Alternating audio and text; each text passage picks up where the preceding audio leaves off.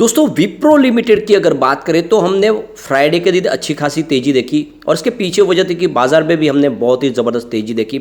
IT sector में भी तेजी थी तो विप्रो भी दौड़ा, लेकिन इसके बाद में अगर देखें तो यहाँ पे यूएस मार्केट में हमने गिरावट का माहौल देखा बहुत ही ज़बरदस्त। इस हिसाब से मंडे के दिन गिरावट की संभावना फिर से बन रही है, लेकिन इसके बीच में एक बहुत बड़ी गुड न्यूज़ निकल के आ रही है। आज हमारे देश में 5G सर्विस लॉन्च हो गई है और इसका फ़ायदा विप्रो को भी मिलेगा। अब वो कैसे मिलेगा इसको इस वीडियो के माध्यम से समझेंगे और क्या आने वाले समय में विप्रो में बहुत ही ज़बरदस्त तेज़ी आ सकती है। क्यों गोल्डमैन सेज विप्रो को खरीदने की सलाह दे रहे हैं जबकि दूसरे आईटी स्टॉक को वो अवॉइड कर रहे हैं। तो ऐसे में इस वीडियो के माध्यम से उन सारी बातों को जानेंगे और समझने की कोशिश करेंगे इतने बड़े एक भयंकर करेक्शन के बाद में क्या विप्रो इस समय खरीदारी के लिए काफ़ी अच्छा बन रहा है या फिर इस समय विप्रो से निकल जाना चाहिए। वैसे विप्रो की बात करें तो इसको बोनस का बादशाह कहा जाता है। सबसे शानदार बोनस विप्रो ने ही दिया है लोगों को और अच्छा डिविडेंड भी कंपनी लगातार देती है। तो क्या ऐसे में विप्रो में इन्वेस्टमेंट किया जा सकता है? वैसे पिछले एक साल से इसने बहुत ही ज़्यादा हमें लॉस में डाला है, तो क्या आने वाले समय में और गिरावट होगी या फिर तेज़ी की संभावना बन सकते हैं? इन सारी बातों को समझेंगे इस वीडियो के माध्यम से। सबसे पहले अगर BSE सेंसेक्स की बात करें तो 57,426 के स्तर पर हमने क्लोजिंग देखी। 1016 पॉइंट की ज़बरदस्त तेज़ी अब देखी हमने फ्राइडे के दिन। 1.80% दौड़ा हमारा BSE सेंसेक्स। निफ्टी 50 की बात करें तो 17,094 के स्तर पे आ चुका है, जहाँ पे हमने 1.64% की अच्छी तेज़ी देखी, यानी फिर से इसने 17,000 के स्तर को छू लिया है।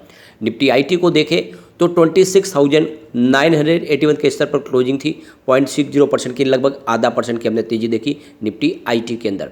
अब विप्रो लिमिटेड की बात करें तो स्टॉक 394 पर क्लोजिंग दी है, जहाँ पे हमने 0.48% की तेज़ी देखी। तो आप देखेंगे आईटी सेक्टर में लगभग आधा प्रतिशत की तेज़ी थी, वैसे ही विप्रो में भी हमने देखी तेज़ी, लेकिन अभी भी स्टॉक 400 से नीचे और इसी वजह से थोड़ा सा अभी पैनिक माहौल और दिखाई दे रहा है।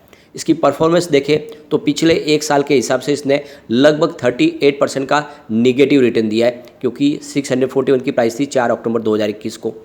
अब 6 महीने के हिसाब से भी देखें तो करीब 34% का बड़ा निगेटिव रिटर्न देखने को मिल रहा है। 605 के आसपास स्टॉक था 4 अप्रैल को, तो लगातार स्टॉक में गिरावट देखी हमने। पिछले एक महीने के हिसाब से भी देखें तो करीब 3.19% की गिरावट है, और अगर हम पिछले 5 दिन के हिसाब से देखें तो आपको यहाँ पे 2.11% की तेज़ी देखने को मिलेगी, क्योंकि 386 के आसपास स्टॉक था। तो निचले लेवल से फिर से खरीदारी आने लगी है इसमें। अब इसके बीच में अगर देखें तो इंटरनेशनल मार्केट में ज़बरदस्त गिरावट का माहौल बना हुआ है और ये माहौल हमारे इंडिया के बाज़ार को भी ख़राब कर सकता है मंडे के दिन। डाउ जोन्स की बात करें तो 28,725 के स्तर पर 500 पॉइंट की बहुत बड़ी गिरावट हुई, यानी 1.71% की लगभग 0.25% की गिरावट हुई है। ये गिरावट बहुत बड़ी है और लगातार बाज़ार में दबाव बना हुआ है। इसका नतीजा ये है कि आने वाले समय में हमारे बाज़ार में भी गिरावट हमें देखने को मिल सकती है। अब S&P 500 इंडेक्स की बात करें तो यहाँ पर भी आपको 3,585 के ऊपर 1.51% की गिरावट दिखाई देगी, यानी लगभग 1.5% की गिरावट। नेस्डैक कंपोजिट की बात करें तो 10,575 के स्तर पर 1.51% की बड़ी गिरावट है। कुल मिला के सभी बाजारों में गिरावट है। रसेल 2000 इंडेक्स की बात करें तो 1,664 के स्तर पर 0.61% की गिरावट है। तो ये आप देख सकते हो कि जो गिरावट का माहौल है इसका इफेक्ट हमारे बाजार में देखने को मिल सकता है मैं मंडे के दिन। अब जैसे कि आपको पता ही है यूएस मार्केट में भी ट्रेड करता है विप्रो का शेयर, और वहाँ पर हमने गिरावट देखी है फ्राइडे के दिन। 4.71 US डॉलर के आसपास इसकी प्राइस थी, जहाँ पे 0.21% की गिरावट थी। ये अच्छी बात है कि गिरावट बड़ी नहीं है, क्योंकि ऑलरेडी बहुत ज़्यादा करेक्शन हो चुका है। ऐसे में अब यहाँ पे निचले लेवल से विप्रो में बिकवाली का दबाव काफ़ी कम हो चुका है।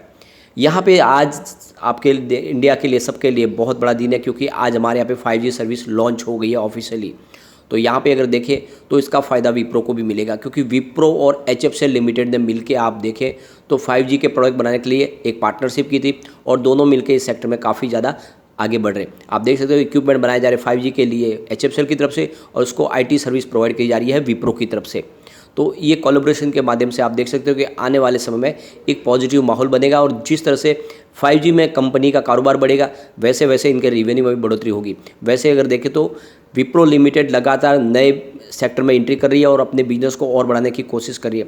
बहुत सारी कंट्रीज़ में इनके बहुत सारी गवर्नमेंट के साथ में भी इनको बहुत सारे वाकई टेंडर मिल रहे हैं। बिजनेस लगातार इनका बढ़ रहा है। ऐसे में आने वाले समय विप्रो को हमें बेनिफिट तो देखने को मिल ही सकता है, लेकिन यहाँ पे जो सबसे बड़ी प्रॉब्लम है वो है जियोपॉलिटिकल प्रॉब्लम, यानी ग्लोबल लेवल पर आईटी सेक्टर बहुत ज़्यादा दबाव में, क्योंकि एक तो अमेरिका में इन्फ्लेशन का प्रॉब्लम और इसी वजह से अगर आप देखें तो जो ग्लोबल मंदी का असर है वो आईटी सेक्टर पे दिखाई देता है और आईटी सेक्टर इसीलिए लगातार पीट रहा है।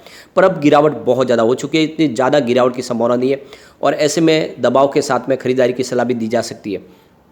और अगर हम गोल्डमैन सैच की बात करें तो गोल्डमैन सैच तो इस लेवल पे अब विप्रो में खरीदारी की सलाह दे रहे हैं। उनका कहना है कि आप आईटी सेक्टर में सिर्फ आपको विप्रो में निवेश करना चाहिए, काफ़ी ज़्यादा फेयर वैल्यू में दिखाई दे रहा है, जबकि उनकी तरफ से इन्फोसिस टीसीएस को अवॉइड करने के लिए कहा जा रहा है कि आईटी शेयरों को दूर हो जाना चाहिए, लेकिन विप्रो में बाय की रिकमेंड की जा रही है। तो आप देख सकते हो कि एक तरह से विप्रो के लिए एक बड़ा प्लस पॉइंट है।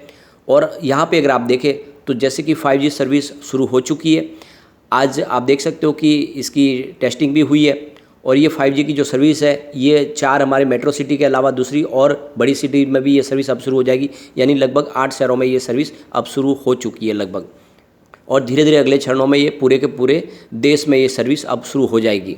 यहाँ पे इस लॉन्चिंग के मौके पे देखें तो यहाँ पे सुनील मित्तल जो MD है एयरटेल के, उनका कहना है कि मार्च 2023 तक देखें तो इंडिया के लगभग ज़्यादा से ज़्यादा हिस्सों में हम ये सर्विस शुरू कर देंगे और मार्च 2024 तक तो पूरे हिंदुस्तान में 5G सर्विस शुरू हो जाएगी। तो ये आप देख सकते हो कि 5G जो शुरू हुई है इसका फ़ायदा विप्रो को मिलने वाला है, क्योंकि 5G के लिए काम कर रही है विप्रो, तो आने वाले समय में इसका इफेक्ट तो देखने को मिलेगा ही, साथ में इस खबर का भी पॉजिटिव इफेक्ट देखने को मिल सकता है मंडे के दिन और स्टॉक में तेज़ी आ सकती है। वैसे ये मौका है खरीदारी का, विप्रो में आपको लॉन्ग टर्म के लिए खरीदारी कर लेनी चाहिए, क्योंकि जल्दी ही इसमें बोनस की संभावना बनेगी, क्योंकि विप्रो हर 2-3 साल में एक बार बोनस तो देते ही है और आने वाले समय में बोनस की संभावना बन सकती है, तो विप्रो आपको बोनस दे सकता है और दूसरी तरफ अच्छा डिविडेंड भी कंपनी देती है। सबसे बड़ी बात है कि ऑलरेडी बहुत ज़्यादा पिटाई हो चुकी है, अब इसमें पिटाई की संभावना बहुत कम है और यहाँ से बढ़ने की ही संभावना, तो निवेश किया जा सकता है। अब एक बार हम कंपनी के पिछले 4 साल के फाइनेंशियल ट्रेंड को चेक कर लेते हैं। यहाँ पे अगर देखें तो 2019 में इनका total revenue 61.63 thousand crore rupees का था और इनको प्रॉफिट मिला था 9,000 करोड़ रुपीज़ का। 2020 की बात करें तो इनका रेवेन्यू बढ़ के 63.87 थाउजेंड करोड़ रुपीज़ तक पहुंचा और इनको प्रॉफिट हुआ था 9.72 थाउजेंड करोड़ रुपीज़ का। 2021 की बात करें तो कंपनी का रेवेन्यू 64.34 करोड़ तक पहुँच गया, थाउजेंड करोड़ रुपीज़ तक, और इनको प्रॉफिट हुआ 10.80 थाउजेंड करोड़ रुपीज़ का। अब 2022 की बात करें तो रेवेन्यू बढ़ के 81.38 थाउजेंड करोड़ रुपीज़ तक पहुंच गया और इनका प्रॉफिट बढ़कर 12.23 थाउजेंड करोड़ रुपीज़ तक पहुंच गया। तो पिछले 2019 से अगर हम लगातार देखें तो रेवेन्यू और प्रॉफिट दोनों आपको बढ़ता हुआ दिखाई देगा। एक तरह से ये काफ़ी बड़ा पॉजिटिव ट्रिगर है, लेकिन पिछले 2 क्वार्टर से हम देख रहे हैं कि आईटी सेक्टर में बहुत सारा दबाव देखने को मिला है ग्लोबल लेवल पर और इनके कारोबार में काफ़ी ज़्यादा वहाँ पे गिरावट भी देखने को मिल रही है और इसी वजह से इन्होंने अपने एम्प्लॉयज़ को जो सैलरी के अलावा बहुत सारे इनको बेनिफिट दिए जाते हैं, बहुत सारा बोनस वगैरह दिया जाता है, तो वो सारा अब धीरे धीरे कट किया जा रहा है ताकि जो खर्च है उसमें कटौती हो, लेकिन फिर भी सैलरी बढ़ाई जा रही है, सैलरी में कोई कमी नहीं की जा रही है। तो आने वाले समय में आप देख सकते हो कि ये अपने खर्च में कटौती करके अपने बिजनेस में कुछ और उसका बेनिफिट ले सकते हैं। लेकिन सब बात छोड़े तो अगर आप विप्रो इस लेवल पे काफ़ी अच्छा लग रहा है, गिरावट काफ़ी ज़्यादा हो चुकी है, तो नज़रिया लॉन्ग टर्म का है तो बिल्कुल विप्रो में इन्वेस्टमेंट करना चाहिए। आने वाले समय ये आपको मालामाल कर देगा और आने वाले समय आपको बोनस की संभावना भी बन जाएगी, क्योंकि Q2 हमारे सामने आने वाला है और Q2 अगर इस बार शानदार रहा तो फिर यहाँ पे तेज़ी की संभावना भी बन सकती है। तो Q2 का हमें वेट करना होगा, जल्दी हमारे सामने Q2 का रिजल्ट होगा। लेकिन फ्रेंड, कोई भी इन्वेस्टमेंट करने से पहले अपने फाइनेंशियल एडवाइजर से बारे ले ले या अपना खुद का रिसर्च करें, क्योंकि मैंने वीडियो आपके एजुकेशनल पर्पज़ के लिए ही बनाया। वीडियो पसंद आए तो लाइक से जरूर कीजिए और चैनल को सब्सक्राइब कर दीजिए। Thank you friend.